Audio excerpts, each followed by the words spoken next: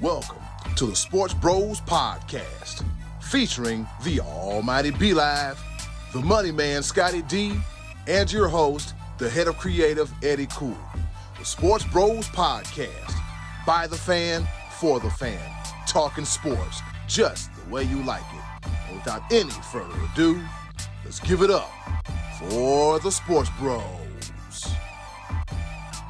We talking sports. It's Wednesday, and you know what that means. It's time once again for your favorite sports podcast, none other than the Sports Bros Podcast. I'm seeing Scottie D is over here heavily occupied. B-Live is over here ready, willing, and able. And I'm your host, the HOC, the head of creative here, Eddy at the Sports Bros Podcast. And before I start rambling anymore, let's go ahead and get into it. I have two of the best co-hosts in the world. Introducing first, the almighty B-Live. What's happening? What's going on in the world today? Oh my God, I can't believe he got it. Oh my God. Oh, I can't believe it. I'm saying what? Oh my God. That's the craziest man. That's what's going on because we've had nothing but non-stop action all weekend long. We've had 21-point comebacks. Oh, it's just insanity across the football world. And then there's we'll talk about a little bit later. You know what time it is. Be Live Top 5 later on in the show. Yeah, I know. Y'all weren't ready for that. But if you haven't heard the radio announcers for the App State Troy game at the end of the game, please revisit that. I beg of you. It's absolutely insane. And speaking of insanity, go ahead and introduce the other guy on the show. Go ahead and oh boy, here we go. The barbs and the jabs. The other guy, he is the pride of Washington, Pennsylvania, and the president of the Cooper Rush fan club, the one, the only, the money man, Scottie D. Rush, rush, hurry, hurry, baby, come to me. Rush, rush, yeah, baby. Back in the driver's seat. Back in the playoff picture, back in the division. Woo! Rush, rush. We're gonna get canceled. Hurry, baby, come to me. Rush, rush. I want to see you. I want to see you get next to me. You know what? I can't even blame him for that because I came with the ridiculousness. So he's gonna do the same thing. He really sang a song and dedicated it. Paul Abdul song. Cooper Rush. One of Paul Abdul's biggest hits. I'm aware who sang it, but never would have thought that you would apply that song to Cooper Rush. And if you think that because you beat the defending AFC champs, yes, I think that's big win in Dallas. That speaks more for Cincinnati than it does Dallas. How about them Cowboys? Oh God, bless America! Here we go. You know what? I'll go ahead and put this train back on the track. This is why people hate the Cowboys. It ain't because of Jerry Jones. It ain't because of the team that's on the field. It ain't because of the star or none of that. It is literally because of their fans. How ridiculous can the fans be? But yeah, please.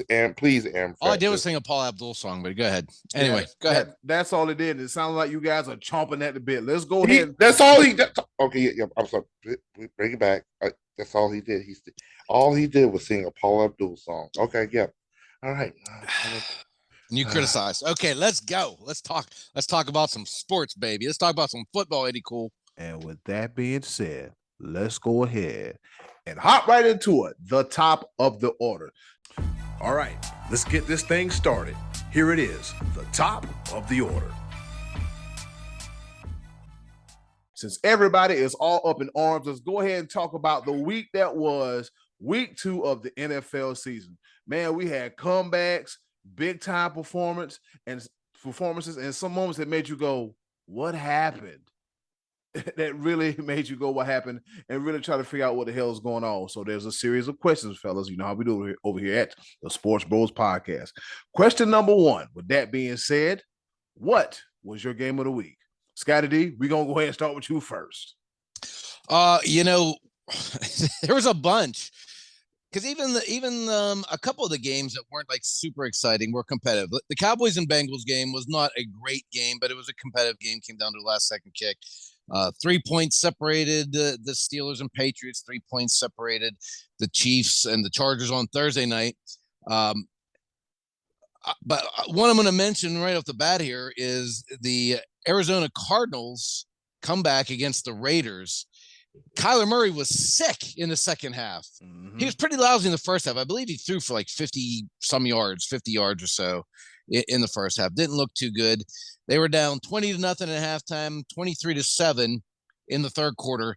They had to score 2 touchdowns and convert 2 2-point conversions. And guys, I don't know if you saw the first 2-point conversion.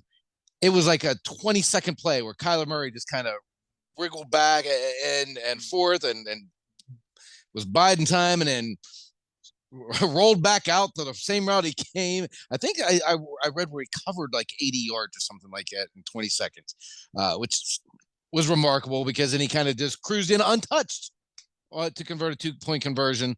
Then had to do it. Then he again had another remarkable play to score the tying touchdown or the potential to tie at the end of regulation. There was a holding call in that last series in the end zone against the Raiders I wasn't in love with. I kind of felt it should have gone the other way, or it shouldn't have been called, is what I thought. It was very touchy. You know, I didn't see early in the game, see how the game was being officiated, but I didn't love that call. Nonetheless, the Raiders had plenty of opportunities to put that team away. They didn't do it. And Kyler Murray, he was off the chain. He was a very exciting player. I mean, that's why they paid him a lot of money to pull those kind of games out, and he came through for him in the second half. And then, of course, we had the big fumble recovery from by Murphy. Was like 59-yard off of the Renfro fumble. It was a crazy game. It was a crazy finish, and Murphy almost got rid of the ball before he broke the play and crossing the goal line. He kind of tossed it aside. So that was one of many of the theme of the week, guys, was a big come from behind win. And I know, B-Live, I think you got one you wanted to talk about, correct? Oh, absolutely. I want to go ahead and mention something real quick about that Cardinals Raiders game and that 2-point conversion that lasted forever. Just want to throw some stats out there. You know that the 2-point conversion, I think they hike it from the 2-yard or the 3-yard line. It's 2-yard line, right? Or is it the 3-yard line? Or they did 2-point conversion. Whatever it is. Yeah. Regardless. Yeah. It's either 12. So basically, as a defense, you have to cover around 12 to 13 yards of real estate, essentially. Sure. Yeah. All right. So in that instance, the Oakland Raiders decided to rush two defensive players. There was 2 players that rushed the quarterback. This is Kyler Murray, mind you. Kyler Murray. That means there were 9 players in the secondary. And he ran around, and he ran around, and he ran around, and he ran around, and eventually ran around so much that he ran into the end zone untouched. So there was 9 players that did nothing. Couldn't catch up with him. Like somebody, yay. Like, yeah, and he ran all the way back to the 20. So he had to remake up all that yardage. You're right, and nobody, you know, I guess in hindsight you should have said maybe we should have had a spy on him, somebody, a safety or linebacker, somebody to keep an eye on that. Yeah, but then give the guy credit also to tie the game. He bought some time and then made a laser pass, like a sharp pass. Right, I mean he was gunning, so he beat him with his legs and his arm, But to your point, yeah, nobody of those 9 players couldn't catch up to that guy. He's like a little jackrabbit. The thing about it was, no, the 9 players they weren't even in the play. They weren't even there. Yeah, they weren't even in the play. It was just the 2 defensive linemen being stopped by 5 offensive linemen. So of course they're not going to get to the quarterback, and he's just trying to find a way to get to where he needs to go and whatnot. All right, man, I still can't believe that 2 defensive linemen versus 5 offensive linemen. Of course, they can't get to Kyler Murray, and it just ran around with it. But that's to your point. Let me focus on. I spent the better part of 3.5 quarters, pretty much, saying, "Pay the man, pay the man." Lamar Jackson, if the man, bruh, we gotta wait until the end of the season to see if he gets paid. Nah, bro, I'll be on the phone. Bro, because I still can't believe that this dude threw for 300, ran for over 100. He is the Baltimore Ravens offense. He is the Baltimore Ravens offense. I don't understand why it's so. I know why it's hard because he wants a Deshaun Watson contract. Nobody's getting a Deshaun Watson contract, but that's neither here nor there. They need to figure out something. All right. With that being said, on the other side of the ball, but a lot of the talking heads of these 4 and 3 letter networks need to send an apology to immediately. Who? Tyreek Hill. Because he may have been right about Tua all along. 36 for 50, 469 passing yards, 6 touchdowns, down by 21 points, and led them all the way back. Miami Dolphins offense is for real. I don't know if that's more of a testament to the Baltimore Ravens defense, but man, we might be seeing a new wide receiver tandem that might be ridiculously dangerous. You got the cheetah and you got the waddle, baby. Got all the stairs. You see? I like the waddle. I like you that. You like the waddle, baby. Yeah. I'm a fan of the waddle. I don't like all end zone dances and celebrations. I don't like all of them. I like the waddle. That's pretty cool. The Dolphin fan base is totally buying it. You see grown men in his zone. Man, when I tell you that I thoroughly enjoy, I didn't enjoy it because I want my boy to get paid. It wasn't his fault. I mean, the Ravens defense couldn't stop a nosebleed, but you also got to give credit where credit is due. Man, I think the Dolphins going to make the playoffs. Only thing that's going to stop them, I think, at this point in time in the AFC is they got to go against Buffalo twice. Yeah. God. I wish they were playing each other tonight. God. Buffalo ain't playing around. Buffalo ain't. They are not playing. That's just one of those things where Miami has to face Buffalo twice, and Miami didn't stop a nosebleed yesterday either. So their defense has some work to do. But man, that comeback, Tua doing his thing, man, I got a little newfound respect. And just Waddle and Tyreek Hill, that's a nightmare. You can't. I don't think. Can you cover them both? Nope. I don't think. That's lot of speed. That's speed on top of speed. I was telling someone yesterday. Like we said, well, who do you cover? Do you cover Waddle and leave Hill open? Do you cover Hill and leave Waddle open? Do you cover Hill and Waddle, but he's not much of a speedster? Mike Gesicki in the end zone, red zone, and you leave him open. So it's kind of like, pick which member of the Dolphins receiving corps you want to get beat by. I would rather try to get beat by Mike Gesicki as opposed to Tyreek Hill and Jalen Waddle. You can't double everybody. Yeah, right. You can't. That the post safeties. Like which one do we get? Which way do we go, George? Which way do we go? But that was a game on top of games. Eddy Cool, like what do you have left?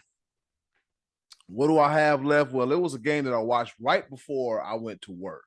The Cleveland Browns almost had it. Man.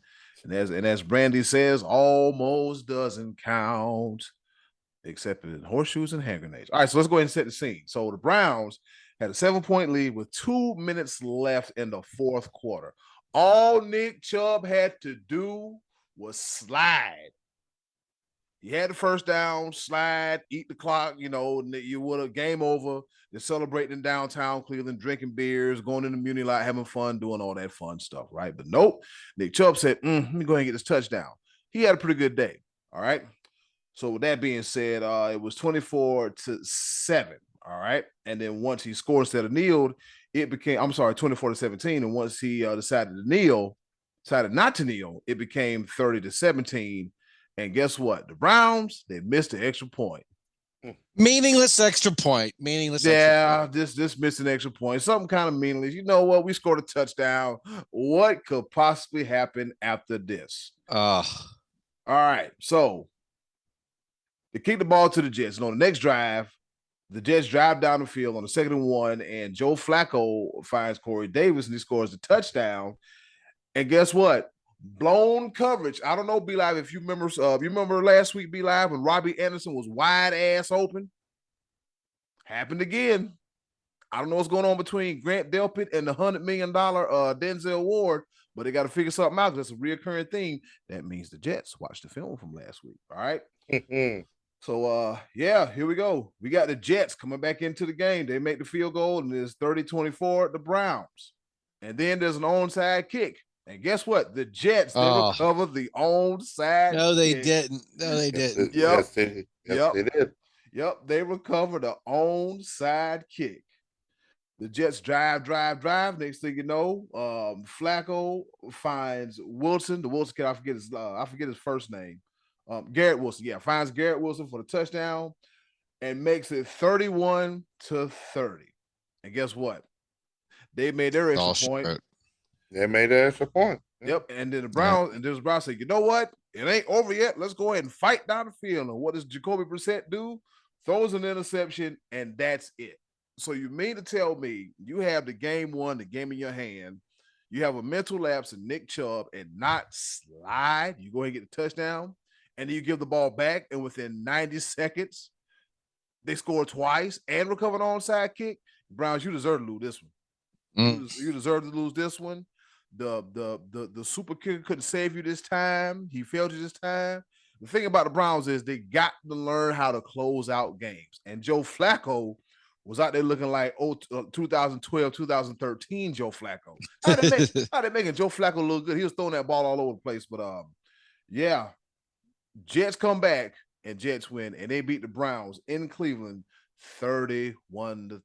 Had you made that damn extra point, could have went overtime, but man, yeah, that's where we are, man. It was a day full of comebacks and everything else. That's the Browns losing in the most Browns way possible, because if you score the touchdown, so what? Nick Chubb even said, had I really thought about it, I would have gone down. He said, but I honestly thought the game was over. He came out and said that on Tuesday. And you can't blame him, because you're up 13 with under 2 minutes to go. According to ESPN stats, a team here you go with that.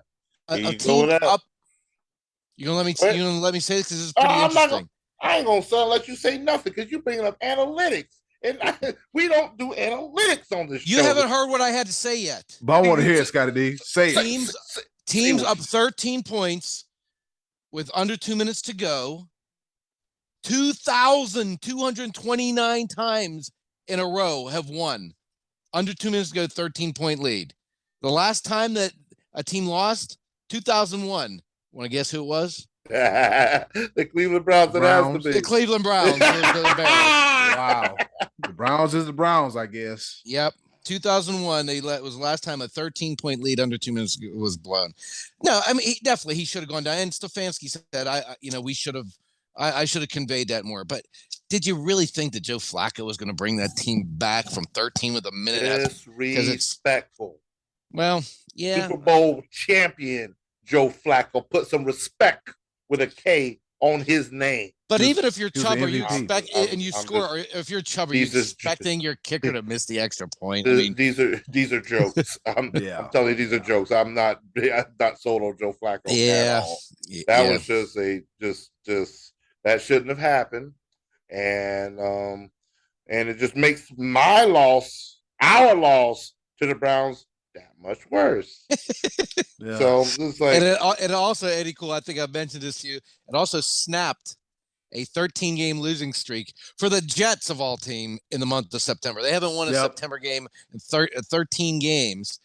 It wasn't like Cleveland went out and lost to the Steelers, a team that has owned them for decades. That's usually what you would expect. This is the Jets, a team who is on hard times, and Cleveland, just in the most Cleveland way, even though they are really the better team, a team more positioned to make a postseason run, win a division, they still do Cleveland Browns things. Yeah. These are the games that Cleveland needs to win while Deshaun Watson is This is absolute. Yeah. So because they're going to be. I mean, no offense to Jacoby Brissett, and I don't think the interception, it could have been something different. But yeah, you got to win these type of games because it's not going to get easier for you. There's games on this schedule for Cleveland that they go ahead and mark that as an L, bro. With it ain't happening. So they got a short week, and they got the Browns tomorrow night. Steelers. I'm sorry, Steelers, correction. Yeah. They got the Steelers tomorrow night. Yep, Thursday night game on Amazon Prime. Very interested to see that. Can I mention that Amazon Prime, and can we get it for free? Because you know this is a ripoff.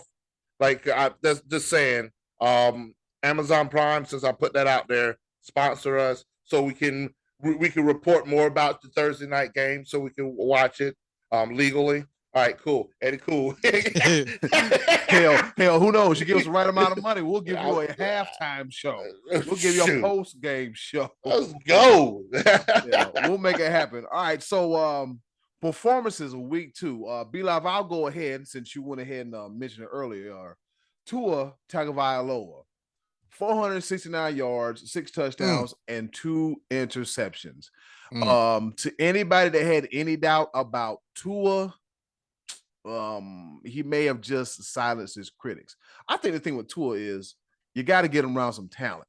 You got to get him around the right amount of talent, and the O-line has to do their job, and he has to do their job as far as getting the ball from his hands to his wide receiver hands, and he has 2 options, 2 of the best options in the league, in my opinion. So, week 2 performance, a big 469-yard offensive output, 6 touchdowns and 2 interceptions from Tua Tagovailoa. Deadspin put out an article that said, "Oh, don't forget, Mr. Trubisky, he threw 6 touchdowns." We ain't talking about him right now. Ain't talking about him right now. He's struggling for his job. It's Tua's job to lose. Tua totally respectful. Yeah, Deadspin was like, "Yeah, don't forget, Mr. Trubisky, he threw 6 touchdowns." Well, you know, Mr. Trubisky was in a jacked up situation in Chicago. Look at Justin Fields running for his life. I'm pretty sure Mr. Trubisky is glad he's the hell out of Chicago. I'm glad he the hell out of Chicago. And I ain't got a dog in the fight to fight the dog. But yet and still. Shout out to my big bro. Yeah. not a size of fighting the dog. Yeah, but the fact of the matter is, you know, Tua, this is well deserved. Scottie D, what say you? Well, there were some fantastic offensive performances across the league this past weekend, but I'm going to go with my boy, my homer pick, Micah Parsons.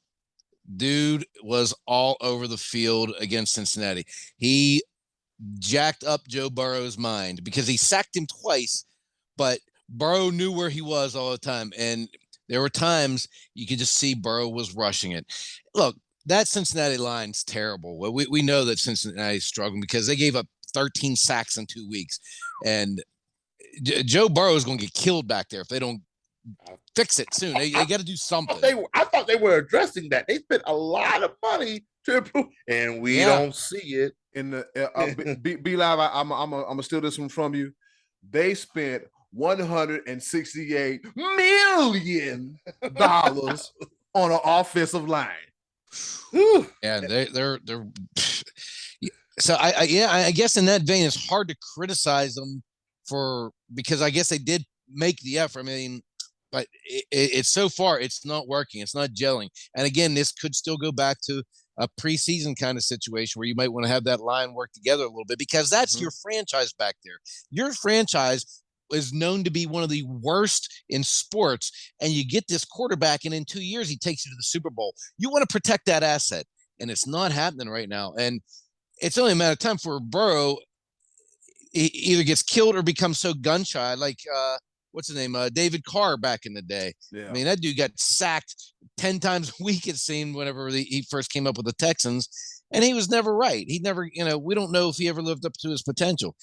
We know Joe Burrow's a pretty darn good quarterback, but anybody that's going to go back there and get just drilled time and again is going to have some problems being gun shy, rushing throws, that type of thing. And we saw that. But as far as Micah Parsons go, man, it seems like his motor just doesn't stop running. He's constantly after the quarterback. And people were telling me he reminds him of Lawrence Taylor. And it's way too early to make that comparison. Yeah. But the guy is pretty good. Yep. And I think he, as much as Cooper Rush, who I was jokingly praising at the beginning of the show, I think Micah has as much to do with this win for Dallas this week as anyone else on the team. Although, guys, did you see the field goal that the Cowboys kicked to win the game? I'm not sure it went through. I'm still not sure. If I was Cincinnati, Cincinnati might have won that game. I don't know. Can you challenge a field goal? When he made the kick, me and my dad looked at each other and we're like, "Oh my gosh, he missed it!" And then the referee's arms in the air, like, "Oh, we won, yeah. Sweet!" And then they immediately cut away, went to the Arizona Raiders games. I was like, "Oh, I guess we're not going to see that again. I'll watch that later tonight." So, but anyway, Micah Parsons is my performer of the week. B-Live, who you got? Well, as they say about the field goal, it's skint. Yeah, it's you be like, you know what I'm talking about, be like, it's skint the goalpost and made it happen. Go ahead, be live. Oh man, I've been waiting on this moment for quite some time that I could give some praise to my dude. This is gonna be a homer pick.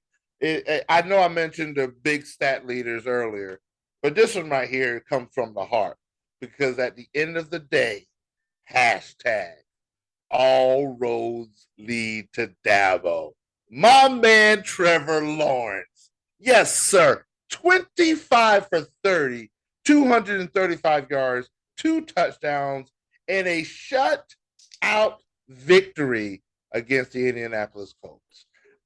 It was just a beautiful thing. This is what it's not something that jumps off the charts, but it was one of those things where he was precise, accurate, did his thing.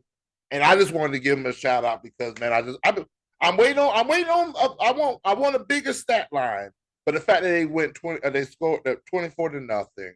They're top of their division. Oh boy, the only team to win in that division. That's crazy. That division is horrible. Horrible. Oh man, we're about to talk about it in a second because. Speaking of you picked them to win a division, right? Yes, I absolutely did, and I stand by it. I stand absolutely by it. So far, man.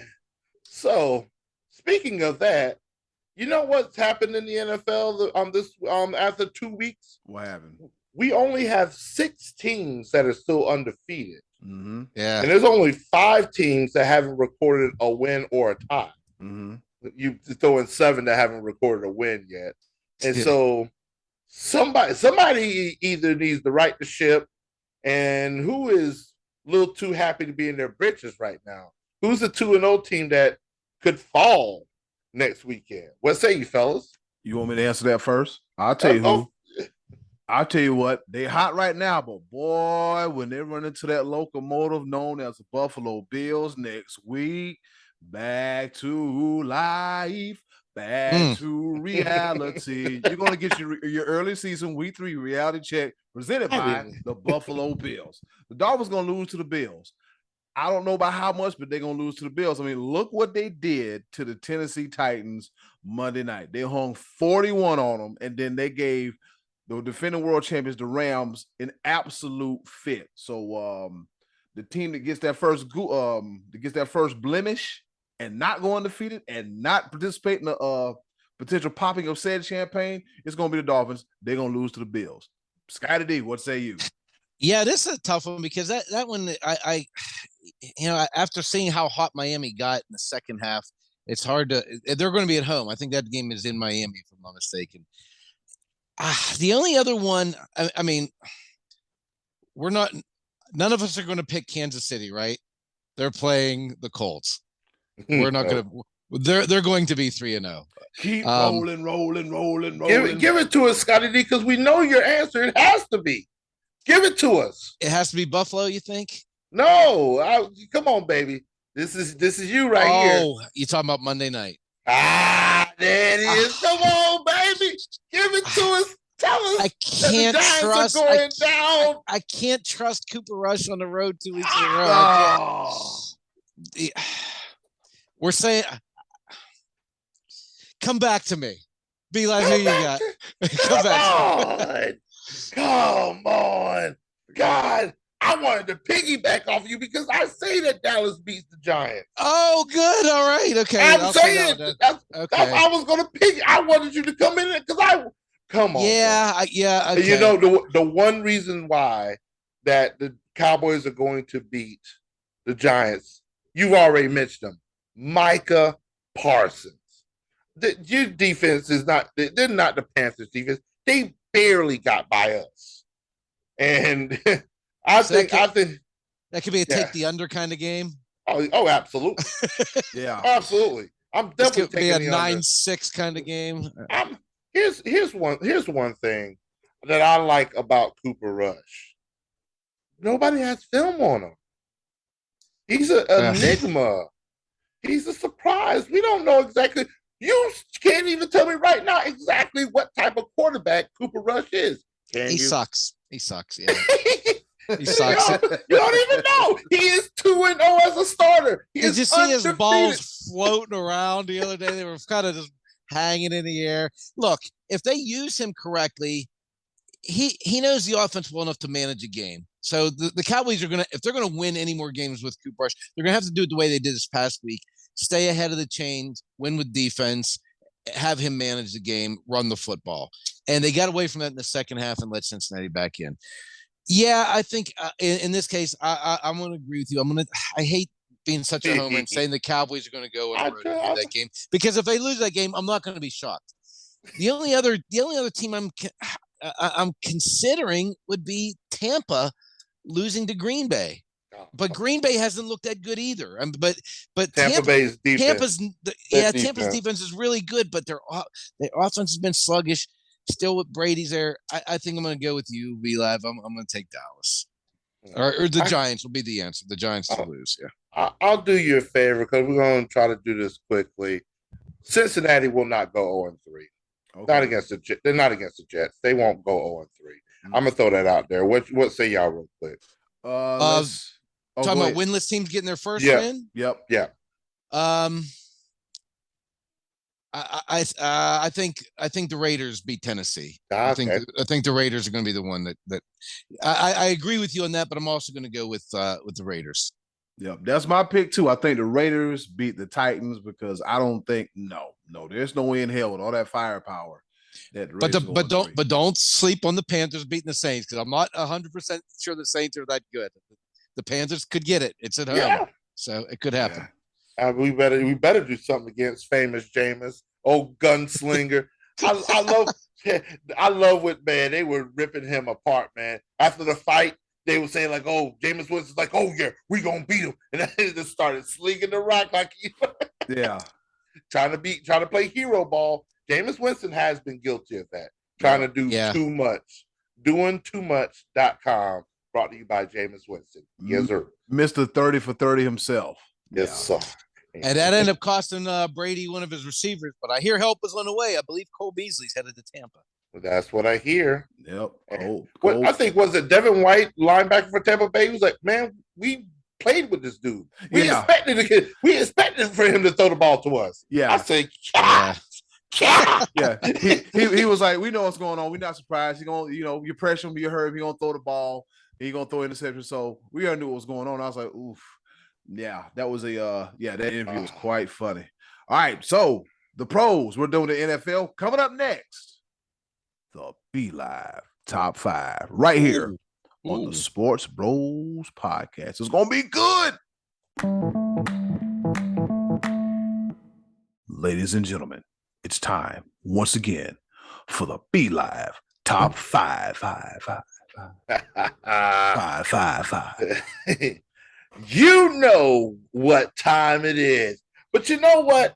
I'm going to throw a monkey wrench in this situation because college football this week really didn't have too much going for it. You know, really wasn't too many shockers out there unless you watch the App State Troy game. Scott, don't do that. Do not sit behind my segment and just be like, yeah, whatever. All right, don't do that. I'm just listening to the words that I spoke last week now coming out of your mouth. Go ahead. Wow. Oh, my goodness.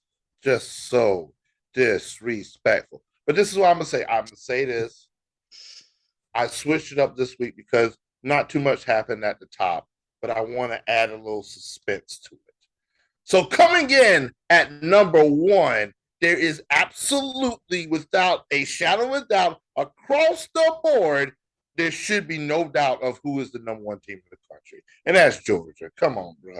Hey, Eddie Cool, I don't even normally do this, but I apologize because I apologize for you because they beat the brakes off of South Carolina. What did I say last week? I said some inclination of defeat as far as like, and I quote, "We gonna get killed, or they gonna kick our ass, or we gonna get our ass kicked." Some way and form, I said all that. So and at that point in time, they said, "Did you watch the game?" I said, "Hell no! Bring on the water. I already know what's gonna happen." And the worst part about it is that South Carolina got in their own way after the first quarter. I don't know if you saw that. After the first quarter, South Carolina had the ball. They were trying to get a playoff, but they had some type of ceremony in the end zone, and a bunch of the students were on the field.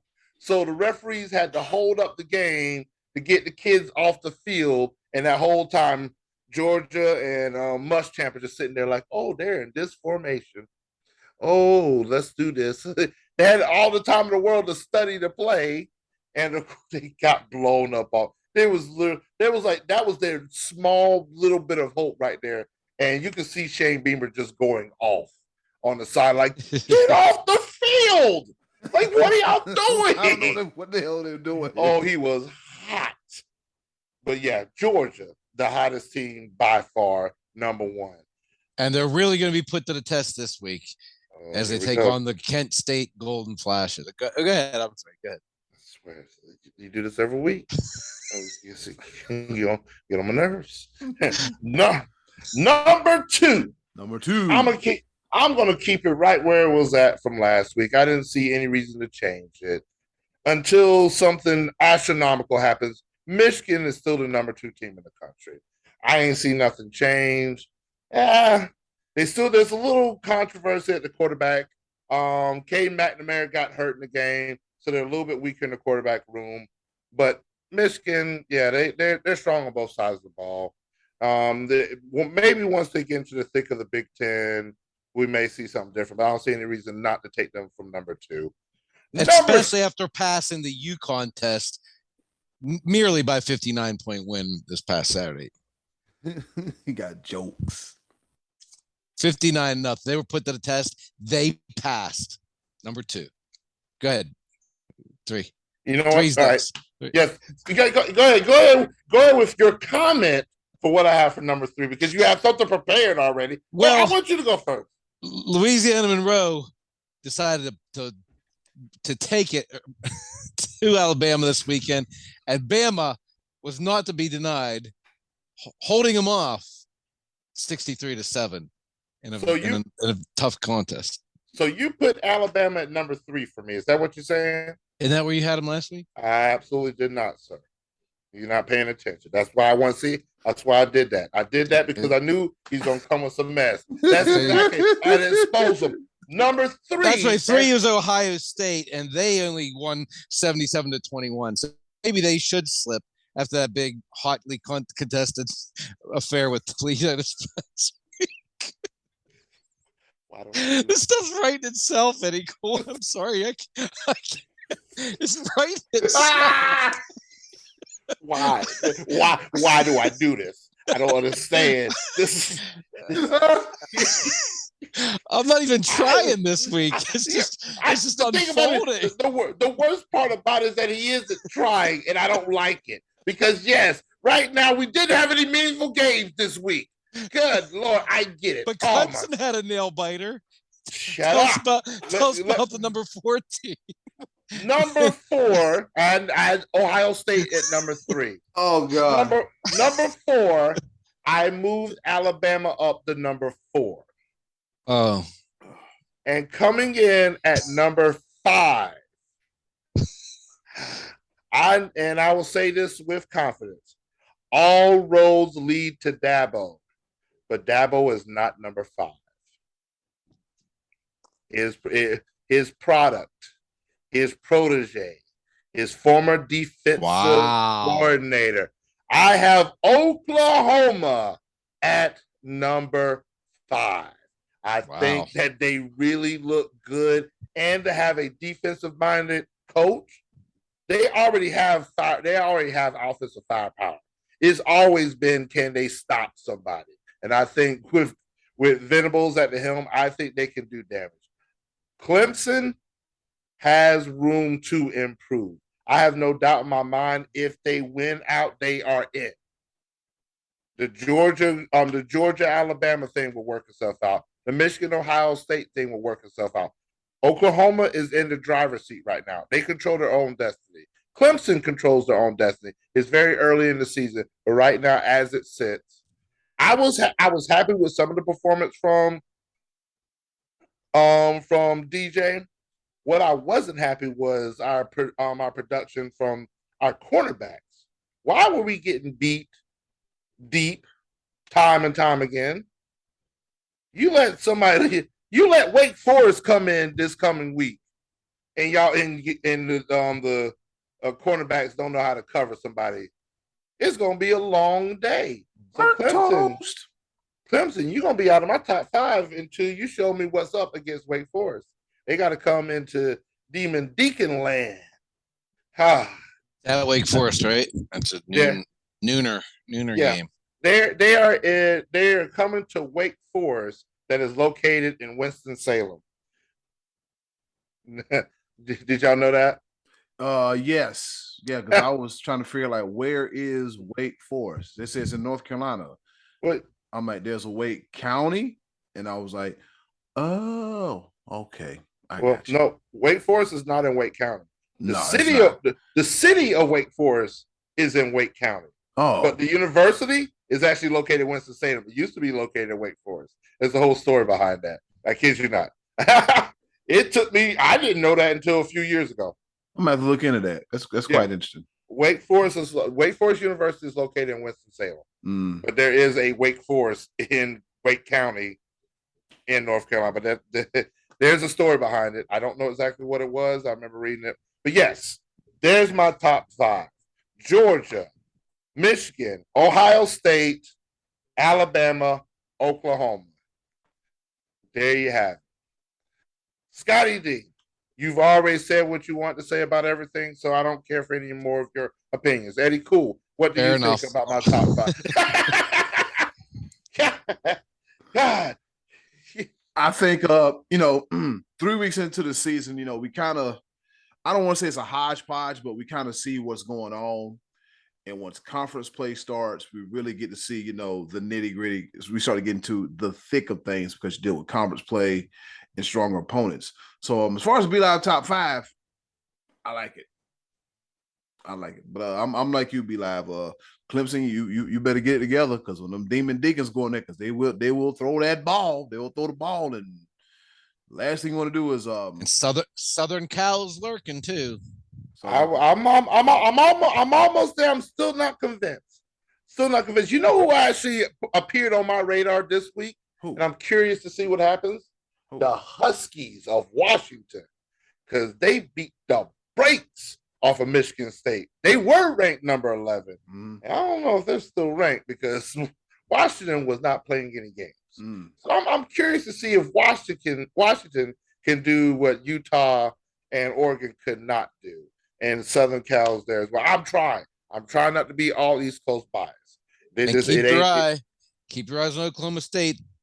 Yeah, their 63-7 victory over Arkansas Pine Bluff this past weekend. I mean, if that's not a statement game, I don't know what is. You came equipped this week, didn't you? You came loaded for fair. This right here is, when you are doing something that is good, when you have somebody put in this much effort. This is top 10 teams. This is no effort at all. You pulled up every single score. You got it there on the ready.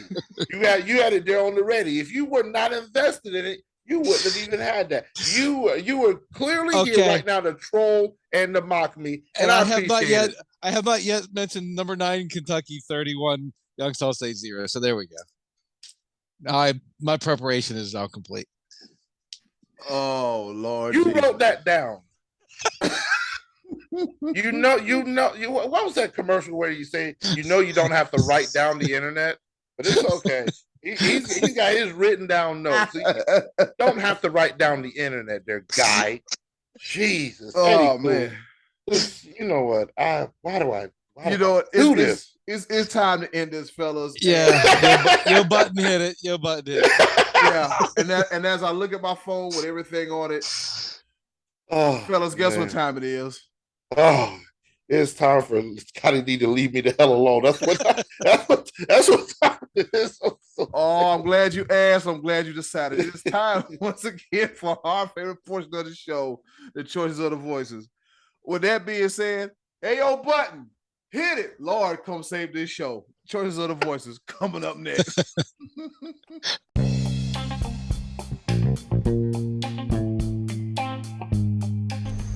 And now, our favorite part of the show, the choices of the voices.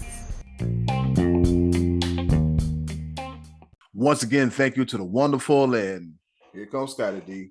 Ever so loading this button for introducing our favorite portion of the show, the choices of the voices. Man, you know what? After 170 plus episodes, I should have to repeat myself, but I'm going to say it anyway. We ask you the question, you give us the answer, you leave it on Facebook, Twitter, or any of our social medias that you should be subscribing to, all right?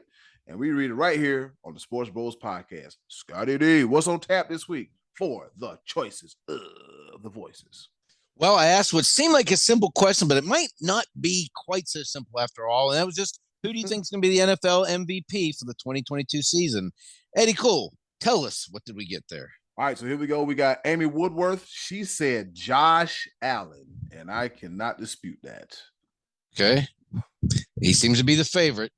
But what can be said? Yeah. He's going off. Man, he's going off, and damn, Cleveland passed up on. Anyways, Trey Duke. He said the Cooper Rush picture. He's like, man, you guys think, but seriously, the answer is Cooper Rush, and he still don't like Dak Prescott, mama or daddy. and some things change, some things still stay the same. That's right, Trey Duke. I told Trey, I was like, dude, we put that just to troll you, right? Yeah, that was just for you.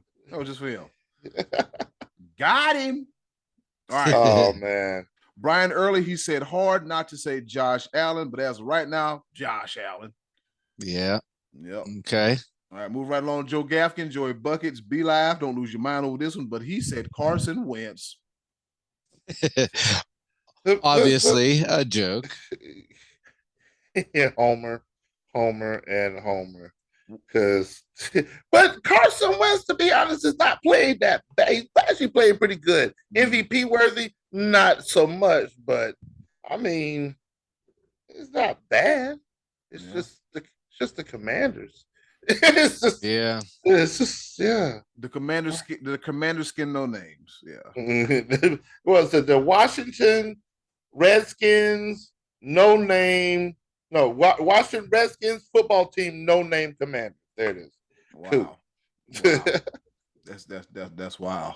All right, we got Derek. I'm sorry, we got the Hall of Famer himself, Uncle Max. What's going on, man? It's good to hear from you again. Uncle Max said Von Miller. Hey. Well, see, okay, I'm gonna give him that, but I think Micah Parsons is outperforming Von Miller. Yeah, Michael Parsons might have something to say about that.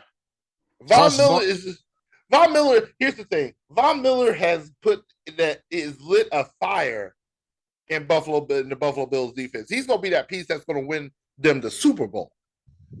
But if I'm looking for the best, the most valuable player, the person that like, if I was to pick a defensive player, it would be Micah Parsons. But I see what he's trying to say because Von Miller is still playing at a very high level. Yeah. And he's definitely elevated the team. And there's a lot of value when it comes to that.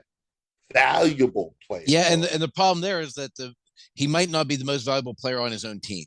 Yeah. So but he's definitely a very big part of their success.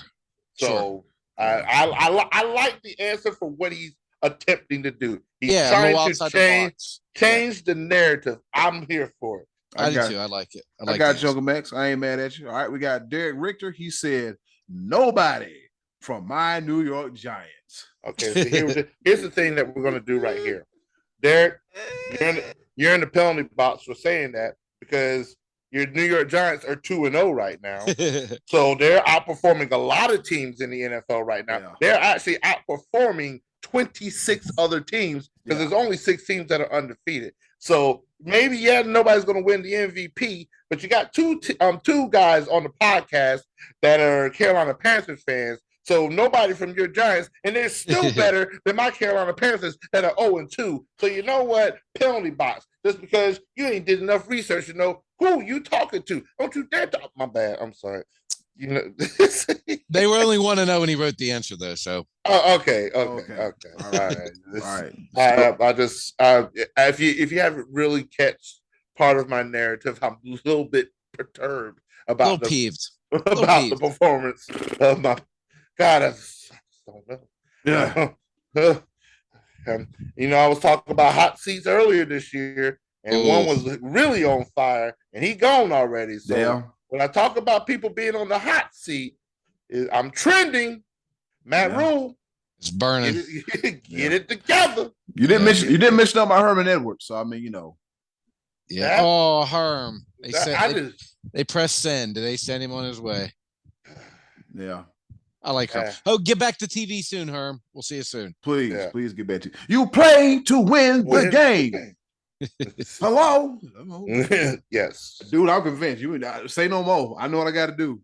I need him back on TV for real. Yep. Man, real quick. Don't press send. Yeah, just Uncle Herm, man. Uncle Herm is made for TV, man. He's TV gold. All right, we got Chris Gibson, and he said, I certainly feel like it's our year, and we don't know who the hell our is. He's just trolling. All right. I know. Do you know who's his team? Who is we? Who is our? Who is us? He's actually a Cowboy fan, but he's saying that to make fun of all sports fans in general. That's one of his things. He likes to make fun of everybody.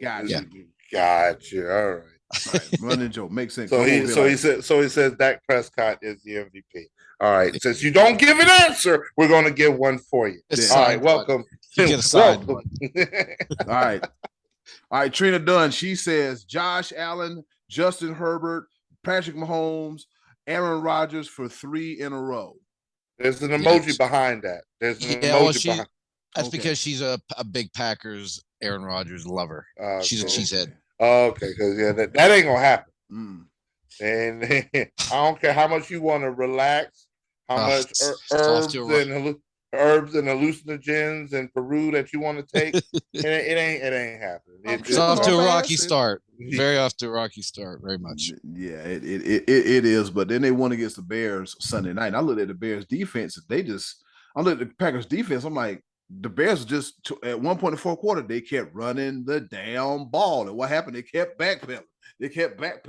So I was like, well, they got 4 sacks tonight. We're like, well, they can't stop a damn nosebleed. They can't stop the run. What the hell's going on?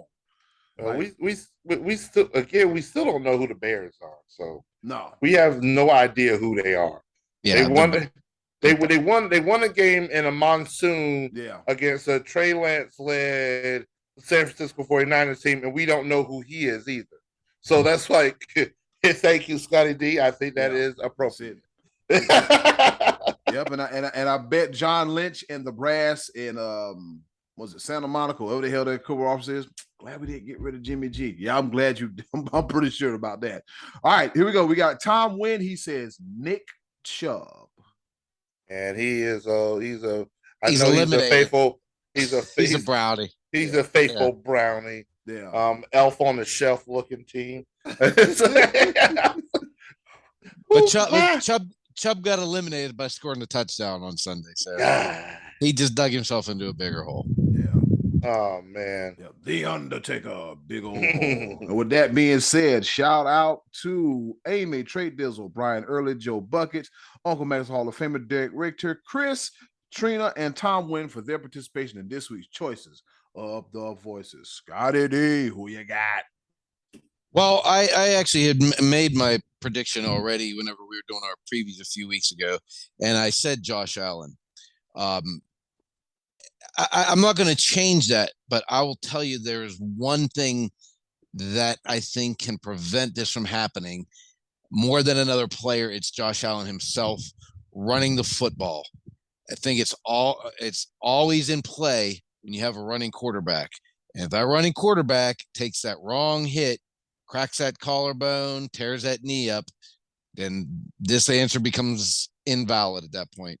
So at that point, I think you have to be looking at Patrick Mahomes because he's still pretty much the best quarterback in the NFL. I mean, Josh Allen's hot after 2 games, but Mahomes has proven it for 5 years now. This is 5th year.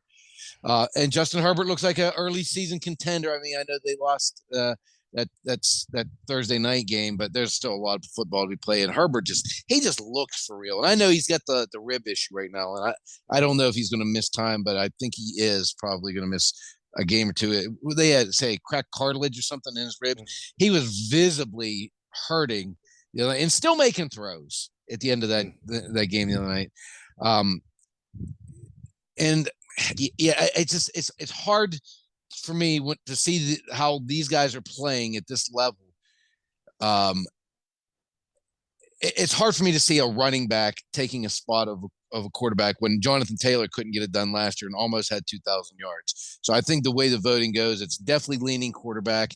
I'm with you, B-Lev. If it does go towards defensive side, Micah Parsons is really off to a very hot start. And Khalil Mack with the Chargers is too. But again, Khalil Mack, same thing as I said about Von Miller, probably not the most valuable player on his own team. Justin Herbert probably is. So I'm going to stick with Josh Allen. B-Live, what do you got? Well, Josh Allen is the easy pick, but I'm not going to pick him for one reason only. Is because the Bills are loaded with talent. They're just loaded. Josh Allen is the leader of the team, of the best team in the NFL. But I'm going to take this argument that was used a while back. I'm going to shorten it up because, I mean, I can get very passionate about this. The same reason why this guy won the Heisman Trophy is the same reason why he got MVP before. Baker. Go with Baker. I like it. Oh, boy. I cuss for real. I know. We're going to Baltimore. You were absolutely going to Baltimore because when he won the Heisman, he just did it all. He was just off the charts stat-wise.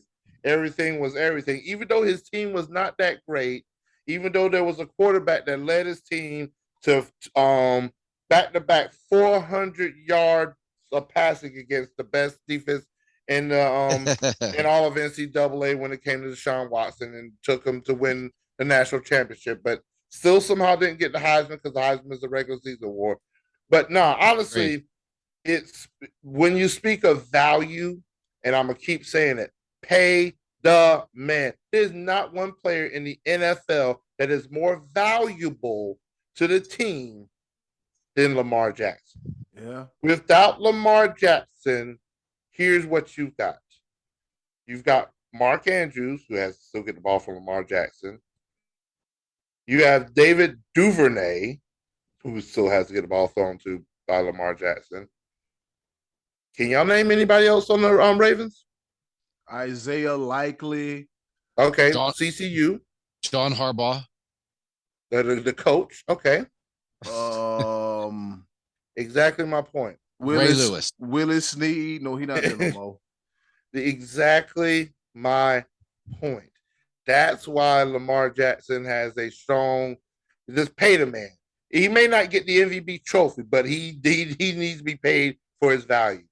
Just Lamar Jackson, listen to me real quick. I know it was a business way above my head. You're looking to make $50 million a year. I can barely make 50,000. I'm not even there. So let's. I understand that we're not on the same spectrum, but the writing's on the wall, my dude. You're not getting Deshaun Watson money. None of the other 31 owners of NFL franchises, none of the general managers are going to give you a fully guaranteed contract. You deserve a lot of money. You deserve to be one of the top 5 paid quarterbacks in the league. You deserve actually to get paid more guaranteed money than most, but not fully guaranteed, bro. Just come off of it. Take 180 million, take 180 million guaranteed. Let's go. Let's do. I'll be your agent. You only have to pay me nothing. I know you don't want an agent. Like just give me 50,000. I'll be good with 50,000. No, I really won't, if I'm doing all that work. But hey, if I get you 180 million guaranteed, I think, can a brother get 1.8 million? 1%? 1%? That's feasible. But yeah, Lamar Jackson, fully guaranteed. Just take that off the table. Do your thing. Baltimore, pay the man. Pay the man. He's going out there risking it all for y'all. Pay the man. Get it over with. Eddie Cool, what you got going on? What you got? Well, I'll say this because his first game, he had a whopping 5, kind of 1, 2, 3, 4, 5 touchdowns against the Cardinals. But this time, when they played the Chargers, he only scored 2 touchdowns. I'm talking about Patrick Mahomes. Patrick Mahomes, you cannot count him out. You know what? Yes, that division is tough. The AFC West with Carr, Russell Wilson, and what the boy name? I drew a blank. Herbert. I don't know how the hell I drew a blank, but yeah, Justin Herbert. That's a tough division. But if he can go out there and just handle his business like he usually does in that tough division, then he can. I can see him I can see him winning the MVP award. But then again, like you said, fellas, you got this guy named Josh Allen, who's just otherworldly right now, Scott. And I agree with you. It's just the running quarterback thing that kind of makes you just kind of tense up a little bit. Like he was jumping over people Monday night and taking a lot of hits that you don't really have to take. So it's just kind of don't put yourself into a situation where you short your career. But yeah, man, I would have to say Patrick Mahomes, man, because you can't think about it. You went from having Tyreek Hill and Travis Kelce. Travis Kelce was still there. Now you got Marquez Valdez-Scantling, Juju Smith-Schuster, Mecole Hardman, and then anybody else is on the wide receiver core. And then you got Travis Kelce. And you still managed to go out here and win games. So it's kind of like, a who needs who situation. For Patrick Mahomes, it's a business and it's business as usual. Watch me throw these 7 touchdowns and no interceptions and going about my business. So I'm going with Patrick Mahomes. Yeah, that's a good pick, man. I mean, that's Tyreek Hill ain't doing too bad with the Dolphins. He just had 190 yards. So I mean, they're both doing their thing. Both otherworldly talented. So it's good to see both of them do their thing. Tua got a new weapon. He got some weapons out there. I want to say this to Patrick Mahomes. You suck. Mm-mm. You know why?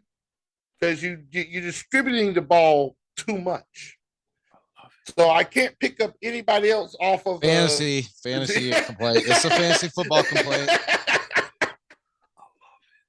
I got Clyde Edwards-Helaire, and I need him to get a couple more touches. A couple more, and I'll be all right. But you just got everybody scoring. I'm like, come on, bro. So you rolling with the KC stack? Yeah, I just want him to throw the ball and run the ball with Clyde Edwards-Helaire. Okay. I want him to get 40 touches a game. That's all he got. Just let him shine. Let him shine. Yeah, fantasy football problems. I swear, fantasy football and the Carolina Panthers will be the death of me. The cardiac cats, they will kill me. Ugh. I just hope they kill me the right way, and that's us winning a Super Bowl, and I can just go ahead and hit them with the Fred Sanford. That's it. The Panthers win the Super Bowl. That will let me just go on and be with the law. The upper room. That's all right. That's all I need. All right, Scottie D, with that being said, what's on tap next week for choices of the voices? All right, we're going to stick with the NFL as our theme here. We're looking for personality over performance. Players, past or present, who comes to mind when you think of someone who is known more for their personality or their mouth or their off-the-field antics than they are for their performance on the field? Colorful characters, so to speak. Personality over performance.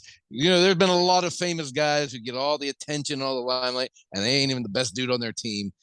That's who comes to mind when you think of a player like that. And that'll give us something to talk about next week here, Eddie. Cool.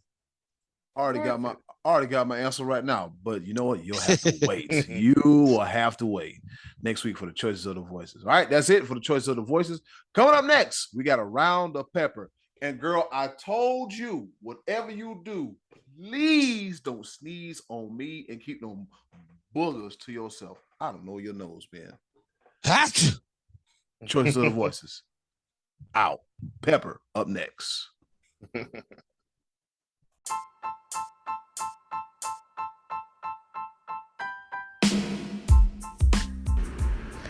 Okay, boys, let's bring it home with a round of pepper.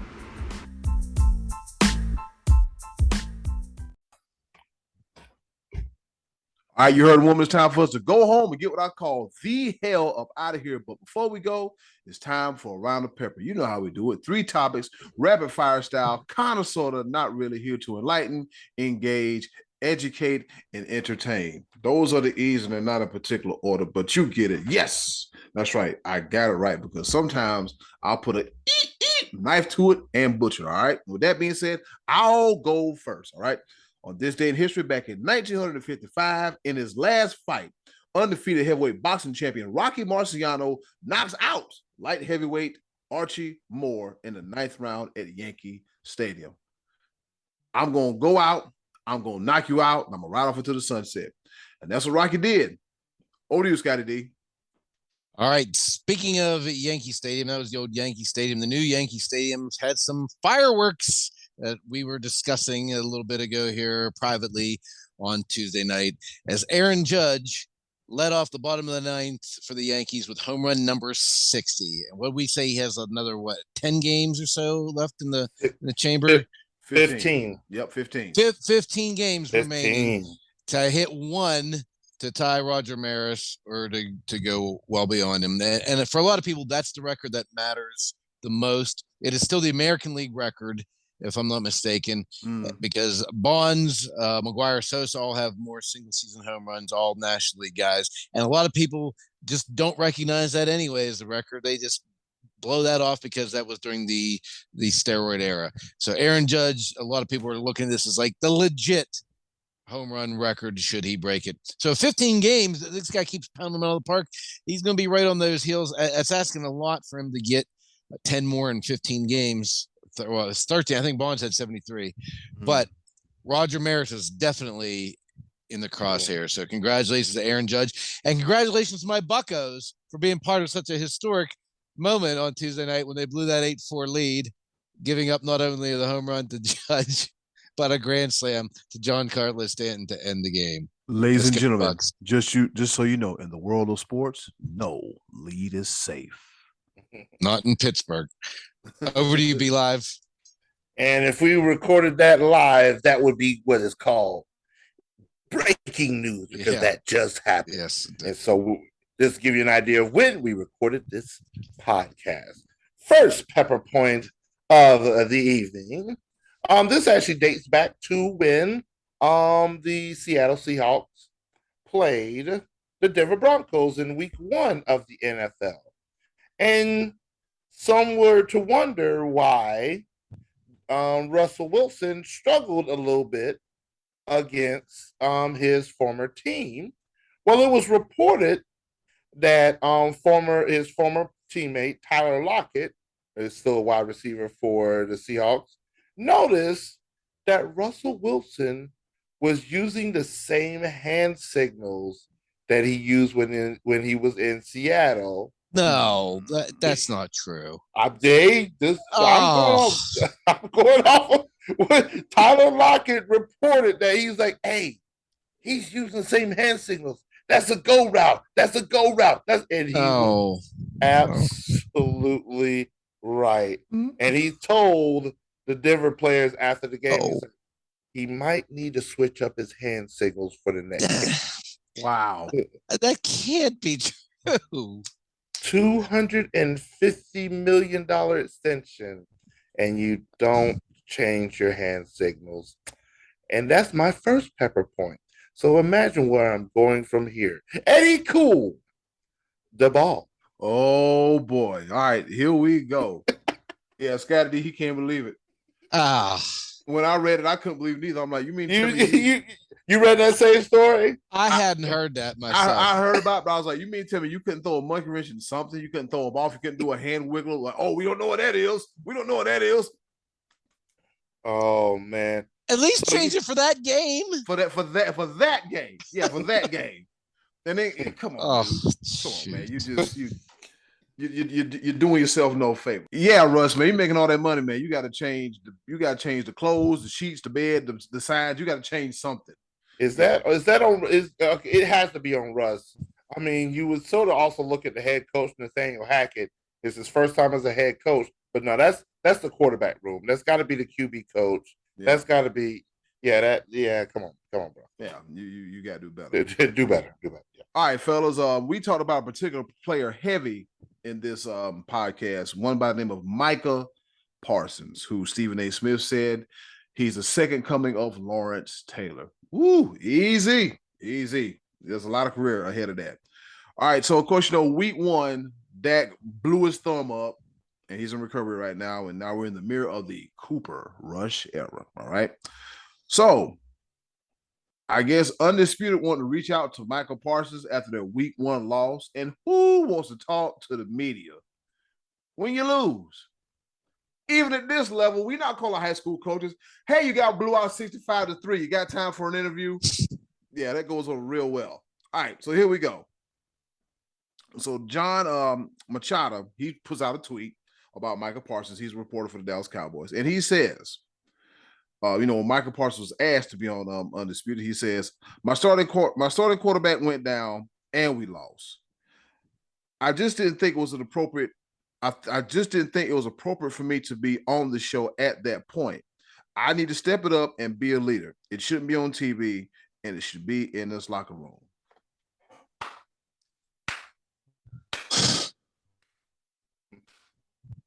$11 from heaven. Thank you. Michael Parsons, ladies and gentlemen. Another reason why, if he ain't one of your favorite players, he can lean real close to being one of your guys. I mean, priorities. Yeah. Priorities. My quarterback got a blowed up thumb. We got to figure something out. And you want to talk? I ain't got time to talk and I ain't got time to bleed. Over to you, Scottie D. All right. I'm going to call this little segment of mine a farewell segment, because we are recently learning of the retirement of Roger Federer, one of the greatest tennis players of all time, and part of the big three with Djokovic and Nadal over the last decade. Also recently learned of the retirement of Jose Aldo, one of the truly great UFC fighters in the company's short history. He's one of the best of all time. And we should be saying goodbye to Triple G, Gennady Golovkin, because the other night he put up a pretty miserable showing against Canelo Alvarez. He came to life a little bit in the last couple rounds. It did go to a decision, but Canelo Alvarez in his prime, Triple G now at the age of 40. And, guys, we've talked about it before. Sometimes when a fighter hits a certain age, he just suddenly looks old, and that's a switch you can't flip back. So hopefully Triple G rides off into the sunset. He said he's not done fighting, but he should be. Sometimes boxers can't give it up. But on the exciting side, guys, it looks like we're going to get what we want on November 19th, and that is Errol Spence versus Terrence Crawford. Okay. That one is not official, but it sounds like this welterweight fight is on schedule for Vegas November 19th. This is one we've been wanting to see for a long time. They cannot wait. Spence is 32, Crawford's 34. They are in their prime. Let's get that fight on. Let's do it.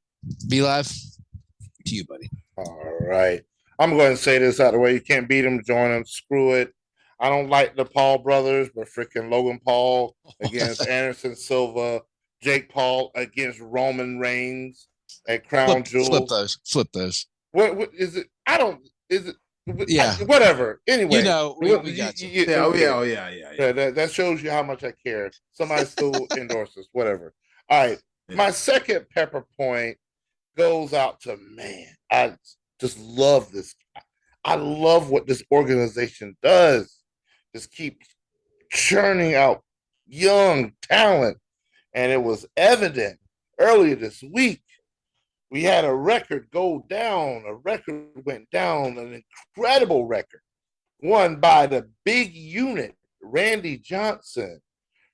He was known as the fastest to reach 200 strikeouts in a season, doing it in 130 and 2/3 innings. Wow. So that's like almost a strikeout and a half per inning.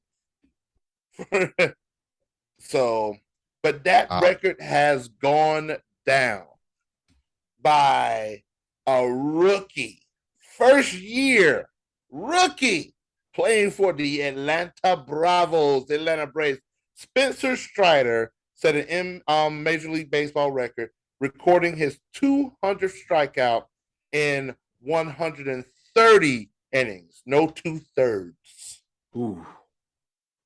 So he takes down the big unit as the fastest to reach 200 strikeouts. Spencer Strider, 48, chop on. Braves are going to the playoffs. Yes, sir. Eddy Cool. The ball. That boy throwing that damn ball. Or the strike, actually. The strike. Yeah, he throwing that damn strike, man. He throwing the strike, man. He throwing them. Set him up and knock him down. All right, so my third and final pepper point is about a gentleman by the name of Anthony Edwards. All right, Anthony Edwards, he's a pretty cool dude. I mean, this is the same guy that ordered McDonald's before his post game, during his post game press conference, and the dude was still trying to talk to him as he said, "Look, don't talk to me. I'm trying to order my food." All right, so last week Anthony Edwards was caught on camera saying some stuff that he shouldn't have been saying. Now, I'm not going to repeat what it was, but it was some stuff that he shouldn't have been saying. Even worse is being caught on camera saying some stuff he shouldn't have been saying. All right, so with that being said, he just landed himself a fine of $40,000 for using offensive and derogatory language on social media per Shams, that other guy that reports basketball besides the Woj or whatever. He issued an apology, and it says, "What I said was immature, hurtful, and disrespectful, and I'm incredibly sorry. It is unacceptable for me or anyone to use that language in such a hurtful way. There's no excuse for it at all. I was raised better than that." Real quick, let me tell you something. We live in an age where every time you turn around, somebody always doing this. There's been a few times I've been guilty of it, but as beat I can tell you, I was in California taking pictures of cool stuff, okay? I'm doing some tourist stuff. So, another quick story. There's one time I was hanging out somewhere with somebody. And there was this one young lady. She was always recording something, and she was being sneaky with it. And I looked at her and I was like, we're not doing that tonight. You got to turn that off. And she turned it off. So I say this to say that although we've grown up and we've not been perfect in what we said and shouldn't say, understand this. Everything does not have to be documented. Just because you think it's a hot moment, you could cost this man, I don't know, $400,000 just because the friend was like, well, we got to catch this. We got to be seen. We got to be this. Let me tell you something. You ain't got to be seen. You ain't got to be heard. If I'm Anthony Edwards, I'm getting a new friend because that friend don't like me like that. See, that friend can move how they want to move. But Anthony Edwards, you have to move a different way. You're the representative of a franchise. And we got the whole Robert Sarver situation going on in Phoenix. So you might want to kind of just be cool, baby. Be cool. Over to you, Scottie D. Be cool, like Eddy. Yeah. I'm going to do one more little baseball story and one more farewell. And this is the September 19th passing of Maury Wills, former Major League Baseball Hall of Famer. Maury Wills was a little bit before my time. His final season was 1972, but this was my kind of player. Maury Wills spent his first, of his 14-year career, spent his first 8 with the Dodgers, his final 3 with the Dodgers, had a couple years with the Buccos in between, and I believe Montreal for a season. But Maury Wills was my kind of player because I tell you guys all the time how much I love the stolen base. And this guy was the first big-time base stealer of the modern era. Ty Cobb was a base stealer back in the early days, but Maury Wills was followed by Lou Brock, who's followed by Ricky Henderson, and then that's kind of where it ended. The stolen base pretty much died on the vine with the slide step of the modern game. But Maury Wills finished his career with 586 stolen bases and 20 home runs. That was the kind of player he was. He was all about the speed, not about the power. He was an MVP. He was an MVP voting often, multiple All-Star. He was also the 3rd black manager in baseball history when the Mariners hired him in 1980. And he was a legend among the Dodgers. He was a great defensive player. And he lived to be age 89. Had a little bit of problems throughout his personal life that he apparently got back on track in his later part of his life. And again, a Dodger legend and a baseball legend, a guy whose name often gets overlooked because there were so many famous Dodgers, that, and a lot of, like we said, the home run is like the sexy thing. The stolen base is kind of fallen by the wayside, but Maury Wills is not to be forgotten. So one final farewell to Maury Wills. Be live. Over to you. I bet none of us can't name the best base stealer of the past 5 years. Can't no, not really. It's somewhat gone by the wayside, but Acuna's been up there. Ozzie Albies has got some speed as well. I'm a homer. There's a couple good ones. Those are good ones. Yeah. All right. Rest in peace. Much respect and much love and prayers goes out to his family on a Hall of Fame career. Speaking of the Hall of Fame, and my third and final pepper point, you know how I got to do it. I'll ruin the mood at any given point in time, especially with my third and final pepper point, because this one is for the books. Speaking of Hall of Fame, we're going to take it to football, where recently the new Indianapolis Colts quarterback by the name of Matt Ryan, formerly of the Atlanta Falcons, surpassed 60,000 career passing yards early last week. And with that, the ball that he threw will forever be commemorated in the National Football Hall of Fame. Now, you would think this is not much of it is a pepper point because it is a career achievement, and it should be applauded for it. Only a handful of quarterbacks have done so. But that's not how I do things on the third and final pepper point. And the reason why this is so significant is because of this. Each ball that makes it to the Hall of Fame is assigned a number in order of what all of the achievements that has happened. Anyone want to take a wild guess? I'm gonna give you 2 guesses as to what number ball Matt Ryan's 60,000 passing yard ball gets into the Hall of Fame. You get 2 guesses. 666. That's not it, sir. I don't know why that was. I don't know why that was. You said 60,000. You were into the sixes. That I'm gonna need you to go to church, but fair enough. I give a second guess. Is it 328? You are very close. It is ball number 283. As in the Atlanta Falcons were up 28-3, and now Matt Ryan's Hall of Fame ball will forever be number 283. That's phenomenal. I love it. The Hall of Fame. Never forget. And it won't let us either.